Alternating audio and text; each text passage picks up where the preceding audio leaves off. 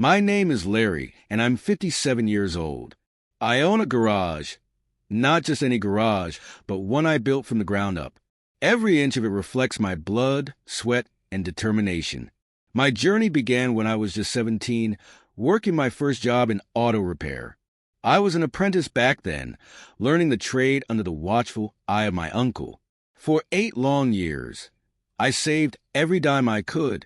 Finally, with enough money in hand, I opened my own shop. The first few years were grueling.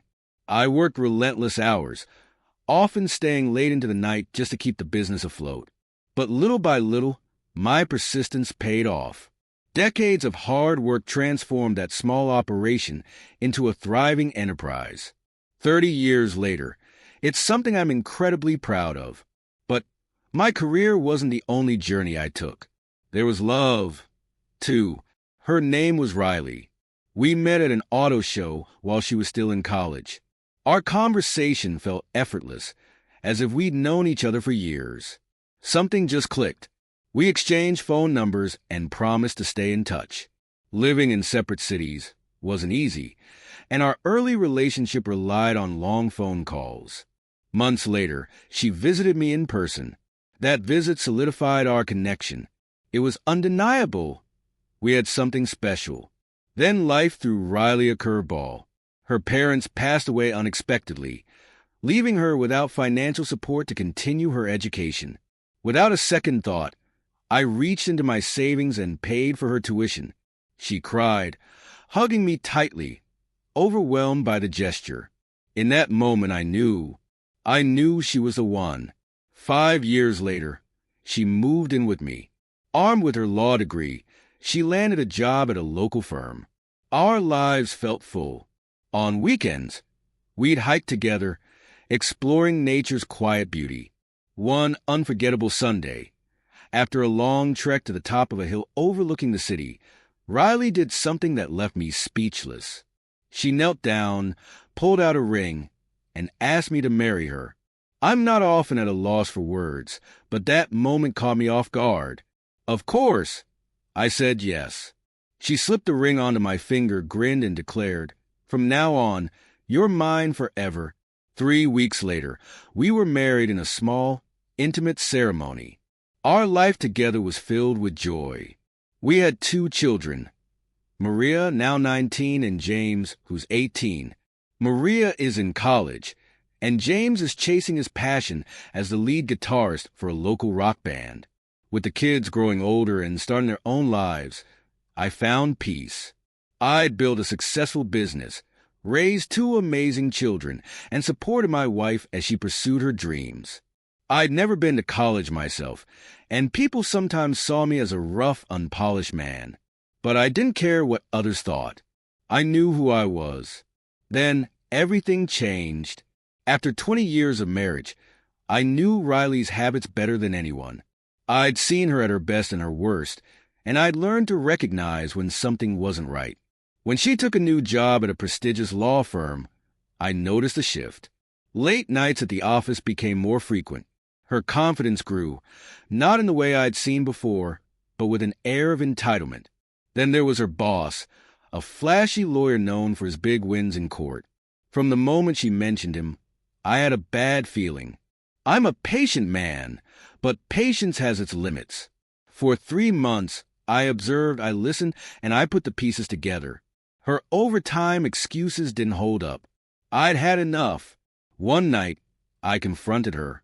I'm not a man who raises his voice easily, but that night was different.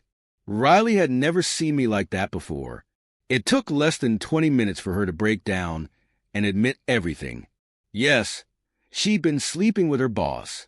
I'd braced myself for that possibility, but no amount of preparation could make it hurt less. I asked her one question. Why? Her answer was sharp and heartless. You're the same man you've always been, Larry.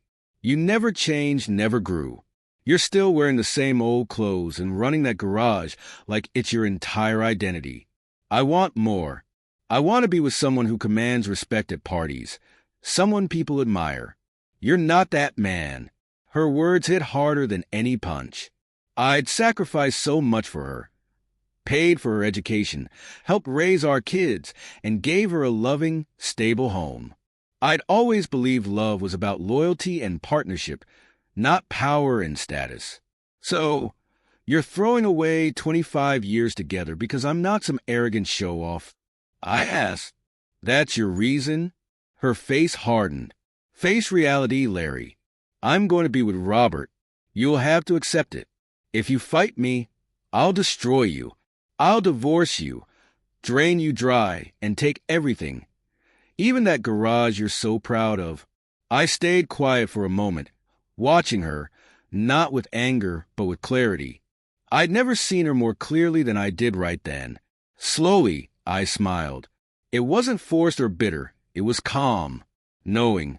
You're welcome to try, I said softly. She opened her mouth to reply, but I didn't give her the chance. I stood, walked away, and left her there. The next morning, I went to work as usual. I didn't say a word to her on my way out. As soon as I'd left, she called him. "Hey, Robert," she said, her voice unsteady. "We've got a problem." "What happened?" he asked, his tone sharp with concern. "Larry knows." I told him everything. She admitted that. Riley's voice wavered.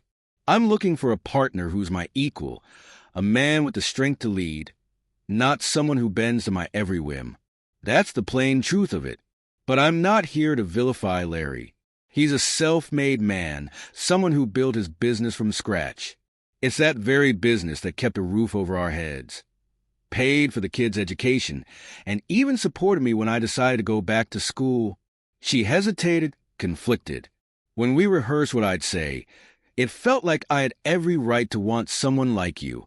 But then, he reminded me of everything he's done, his emotional support, his financial sacrifices, and suddenly, my reasoning didn't sound so convincing. "Do you see where I'm coming from?" Robert raised an eyebrow. "Did you tell him everything?" "Yes," Riley admitted.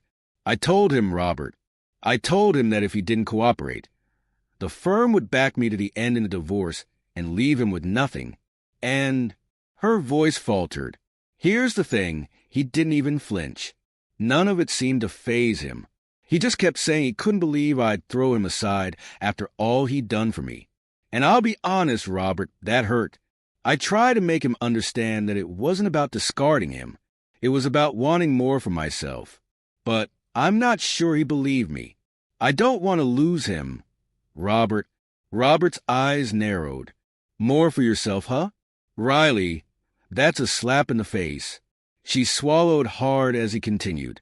"You're the one who said you loved my style," Robert said, his voice low and dangerous.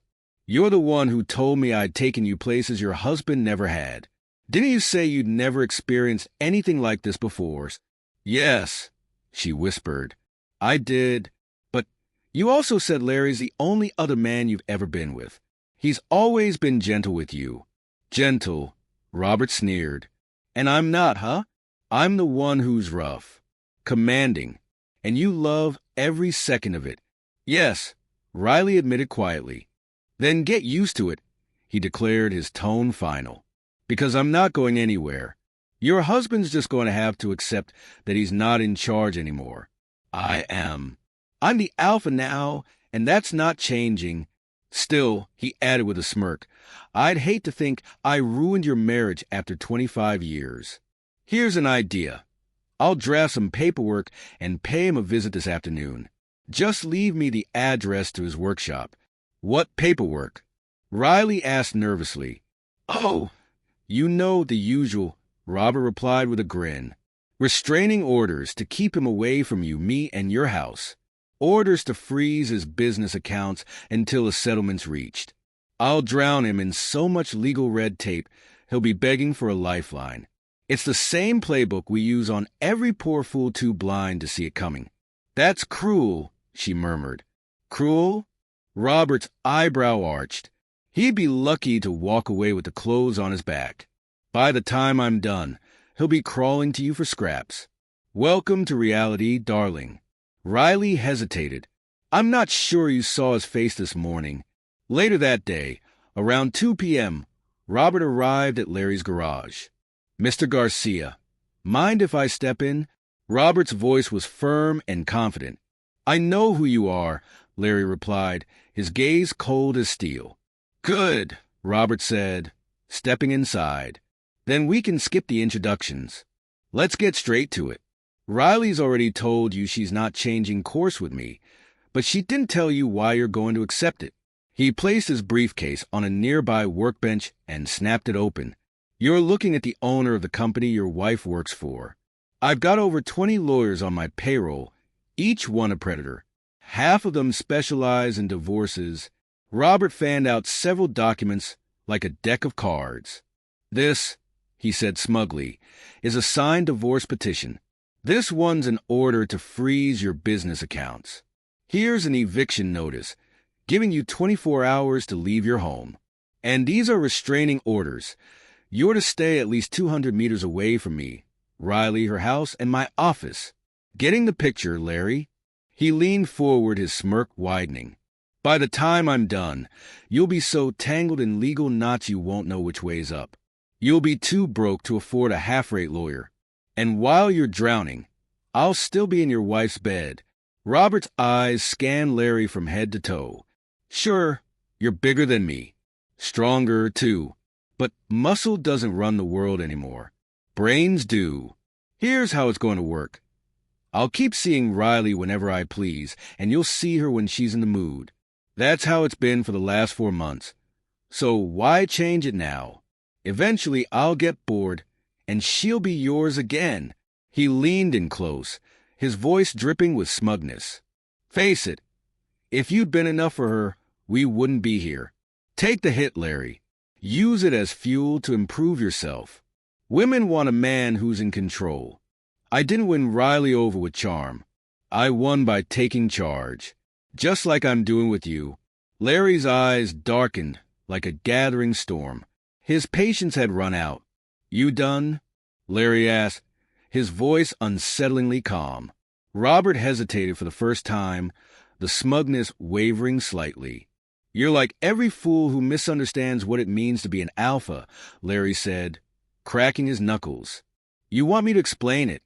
They say actions speak louder than words. With that idea firmly in mind, I took a deliberate step forward and sent a sharp right hook crashing into the lawyer's face. The strike landed with a crisp snap, the sound of bone giving way accompanied by the jarring clatter of teeth loosening from their sockets. Robert stumbled back, slamming into the workshop wall with a thud, his wide-eyed shock mixed with a contorted grimace of pain on one side of his face, the other side already swelling, puffing up like rising dough. Consider that your first piece of evidence. Before Robert could fully process what was happening, I grabbed him by the collar and hauled him to his feet. But standing wasn't in the plan. My next punch was a brutal uppercut, driving deep into his diaphragm. The air shot out of him in a sharp wheeze, and he folded over, collapsing to the floor and curling into himself like a newborn. Exhibit number 2, for those keeping track. As he lay there, desperate for breath, I raised my steel-toed boot and brought it down hard on his outstretched hand. The snap of fracturing bones was clean and unmistakable. His wrist twisted grotesquely, his fingers bent at unnatural angles, like a broken marionette's hand. Another sharp kick to his ribs echoed in the workshop, followed by the hollow crack of bone. That's exhibits 3 and 4 if you're counting. I stared down at him, calm but firm. Stop whining. I'm trying to teach you something important here. Nudging him with the toe of my boot, I made sure he was paying attention. Congratulations, Robert. You've just made me break a promise I've kept since high school. I swore never to use my strength against anyone unless it was absolutely necessary. I crouched next to him, my tone as steady as if I were explaining a math problem. But look at us now. I was going to let you walk away from all this. Riley's mess was hers to clean up, not mine. But you couldn't help yourself. Had to march in here like you owned the place, acting like you're untouchable. I pressed the sole of my boot gently, yet unmistakably, against his throat, just enough to remind him that control had slipped from his hands. Since you're so obsessed with this alpha nonsense, let's have a little lesson on the subject. You've got it all wrong. I watched him squirm, letting the weight of my words settle in. In a wolf pack, the alpha isn't necessarily the biggest or even the smartest. He's the one willing to do what others won't. No hesitation, no mercy. That's what it means to be an alpha. I snorted, shaking my head. And you? You're none of that. In your office, sure, you're the king of the cubicles. But out here, you're just another bug waiting to be crushed. I knelt down so we were eye to eye, letting him see the certainty in mine. You think you're clever, but if you had any sense, you'd have brought backup. No witnesses, no support. You're as dumb as they come. Standing, I leaned back against the wall, letting the silence stretch before I spoke again. All right, Robert, let's review your options. I raised a hand, counting them off on my fingers. Option 1, you call the cops. Maybe they arrest me, maybe they don't. Maybe I'm charged, maybe I'm not. Worst case for me, I'm locked up for a few years. And guess what happens in there? I learn to be even more dangerous, learn how to disappear a body if I need to. So when I get back out, we'll have this same conversation. Only this time, you'll be dealing with a much more experienced version of me. I paused, letting him absorb that reality before continuing. Option 2, you count your losses. Chalk this up as a life lesson. I'm sure you've heard of cause and effect, counselor, sleep with a man's wife, and sometimes that man isn't too happy about it. So take your alpha nonsense, drag yourself out of my shop, and don't come back. You've already cost me a night's worth of cleanup. I glanced down at the blood-streaked floor. Look at this mess. Blood's a pain to get out of concrete. Later that evening, Riley's worried voice came through Robert's phone. Robert, where are you? I've been waiting at the office. You're hours late. Robert's voice was hoarse and strained. Hospital, he muttered. 3 hours in the ER before they finally admitted me. What happened? She gasped. Did you crash your car? No, he replied with a bitter groan. Your husband happened. I thought I could handle him. Idiot move. He broke my nose, my hand, 3 ribs, and maybe my cheekbone too. That's not possible, Riley stammered. Larry's never hit anyone in his life. Believe it, Robert muttered. I've got the x-rays to prove it. This isn't real, she whispered, barely audible. It's real, Robert replied, his voice hollow.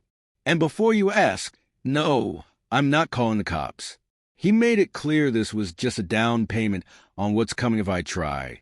He's bluffing, Riley said, her voice rising in pitch. No, he's not. Robert sighed heavily. The police came by already. I told them I got hit by a car. I'm not taking that chance. The next day, Riley walked into Robert's hospital room, her face pale with panic.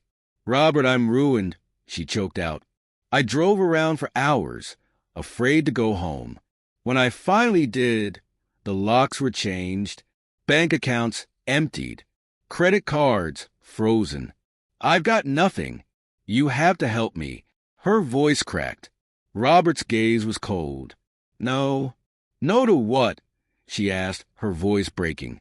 No to everything, he said, his eyes locking on hers. If I use company resources to help you, Larry's coming for me again. I'm not that stupid. His gaze hardened. You're fired, Riley. For weeks severance. Leave by today. He glanced at her unmoved. If you see him, tell him I'm out. Larry's taken everything from me. No money, no job. And without you on my side, I'm left with nothing but the ground beneath me. I'm sorry, Riley, Robert said, voice cold. You didn't see the look in your husband's eyes when he turned on me. I'm doing what I must to survive. Pathetic, she snapped. That's all you've ever been. Just yesterday, you were parading around like some alpha male, puffed up with pride. But look at you now, shaking like a leaf.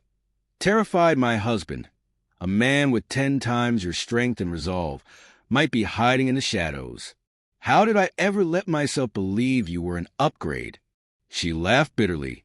It's laughable that you thought I'd take you seriously, knowing full well you're a liar and a coward. Riley Garcia sat motionless in her car, fingers curling tightly around her phone. Parked on the side of the road, she stared at the blank screen. Her credit cards had been declined, her cash was gone, and she'd soon be out of gas. Oddly, I hadn't cut off her phone. Maybe it was an oversight. Or maybe I'd left it on for one final twist of the knife. She'd been driving toward the city, hoping to find refuge with her children. They'd always answered her texts within minutes. But today, silence. She'd been trying to reach them since 10 a.m. By now, she'd checked for messages so many times it felt like a ritual. Still nothing. With a sigh of resignation, she reached for her purse, empty, just like everything else in her life, and stepped out of the car. Smoothing the wrinkles from her skirt, she glanced up and down the quiet road. Then, raising her thumb, she hoped for mercy from a passing stranger. That's when I pulled up in my old van, paint chipped and engine growling like a caged beast. I'd seen her the moment she stepped out, a lone woman stranded on the roadside. I've never claimed to be an alpha. That's for men desperate to prove something. Real predators don't need to prove a thing. They hunt alone. I brought the van to a stop. When she saw me, her eyes went wide with panic, her body tensed, ready to flee. But fear rooted her in place. She'd seen it too late, the truth in my eyes. I got out slowly, every step deliberate. "Get in," I said, my voice calm and measured. "We need to talk." She hesitated but obeyed. No words, no resistance. She slid into the passenger seat, and I followed, closing the door with a weighty finality. I didn't waste time. "Here's how it's going to go," I said. My eyes locked on hers. "You're going to file for divorce. No alimony, no claim to my property. What's mine stays mine. What's yours stays yours." I glanced at her sideways, watching her reaction. Her face was stone, but her eyes darted, searching for an exit. "Every piece of jewelry I've ever bought you, you'll return it. Write whatever reason you want for the divorce. Infidelity, irreconcilable differences, I don't care. Just get it done. Once it's final, you're gone from this town. No visits, no returns. You're done here." Her breath hitched, but she stayed silent. Her eyes were fixed on the dashboard, like it held the answers to all her problems. I'd seen that look before, hope fighting against certainty. "You'll still get to see the kids," I added, knowing this part would cut deepest, "but only if they want to see you, and only when I'm not around." I let the weight of that statement linger before delivering the final blow. "Your things will be packed and ready at the house. Be there by 10 a.m. tomorrow to collect them. If you're even a minute past 11 a.m., I'll burn it all. Am I clear?" Her lips pressed into a tight line. Slowly, she nodded, her gaze never leaving the dashboard. "When do I get the papers?" I asked. "A week," she muttered, her voice so faint it barely existed. 5 days, I replied.